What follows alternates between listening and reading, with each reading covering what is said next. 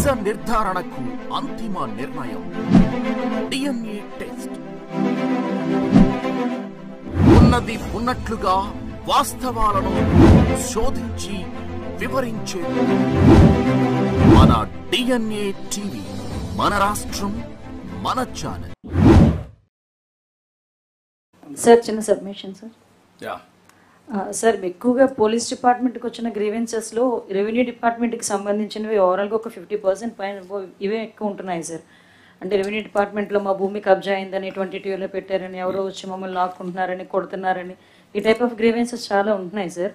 అంటే if there is any chance ఒక CP ఆఫీస్లోని కానీ ఎస్పీ ఆఫీస్లోని ఎస్పెషల్లీ రెవెన్యూకి సంబంధించి ఒక సెల్ ఏమైనా ఏర్పాటు చేస్తే దాన్ని వాళ్ళు కన్వింగ్ రెవెన్యూ ఆఫీసర్ని ఎవరైనా కూడా ఎండాస్ చేస్తే కొంచెం వాటి విషయంలో ఏదైనా కొంచెం క్లారిటీ వస్తుందేమో నా అభిప్రాయం sir. No can you do one thing, both collector and SP ఒక జాయింట్ టాస్క్ ఫోర్స్ క్రియేట్ చేస్తాం. ఇలాంటి కేసులన్నీ కూడా ఎస్టాబ్లిష్ చేసి చట్టపరంగా యాక్షన్ తీసుకుంటాం. దట్ ఈస్ బెటర్ ప్రపోర్షన్ అవుతుంది.